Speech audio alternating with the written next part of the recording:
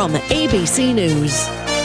I'm Daria Albinger. Outrage in a Michigan city after another black man is shot to death in a confrontation with police. Justice for Patrick. Protests in Grand Rapids, Michigan after the police shooting death of a black man, 26-year-old Patrick Leoya, during a traffic stop over a license plate. Police say Leoya, a Congolese refugee, was resisting arrest, scuffled with officers, and have released several videos to show it. But Leoya's family says his car broke down and that he wasn't trying to run when he was shot in the back of the head and killed. Civil rights attorney Ben Crump represents the Leoya family and says the officer's actions were over the top. It wasn't like Patrick murdered someone. So far, the officer involved has not been charged as state police investigate. Derek Dennis, ABC News. A Phoenix police officer was shot and wounded following a shootout with a domestic violence suspect just before.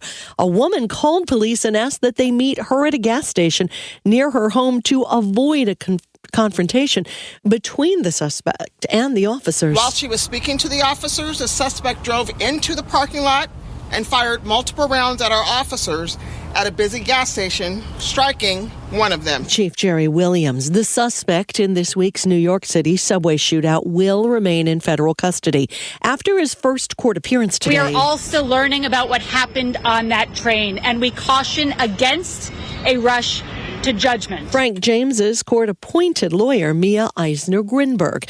President Biden says inflation and supply chain issues are tough, but the economy is on the mend. All told, this economy grew by 5.7% last year in 2021, the fastest growth in 40 years. The president at North Carolina Agricultural and Technical University in Greensboro.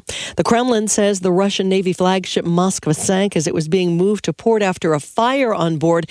Ukrainian officials say that fire was the result of a direct missile hit on the ship. You're listening to ABC News.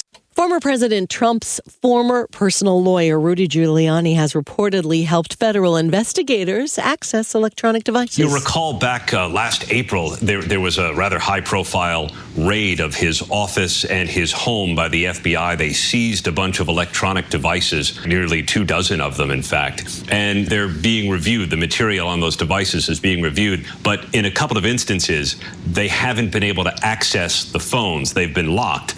Now, Rudy Giuliani has assisted in unlocking those phones. His attorney told us it's because he's an innocent man. ABC's Aaron Katursky in New York. Peloton is trying to make a comeback. With many Americans heading back to gyms, at-home fitness companies have seen sales plummet. Now Peloton is under new leadership. A CEO has a background at Netflix and Spotify. The company emailing its users saying the price of a membership will rise for the first time ever from $39 a month to $44 a month beginning in June. The cost of entry to Peloton will come down by cutting the price of bikes and the treadmill.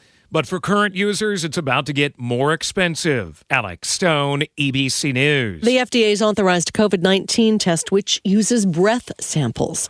The World Health Organization says the number of COVID cases and deaths in Africa have dropped to their lowest levels since the start of the pandemic. This is ABC News. Wait a minute. You mean now I can listen to GMA any time of the day, anywhere? Yes, that's exactly what we mean with the new Good Morning America podcast. Listen to all of GMA served up daily straight to you.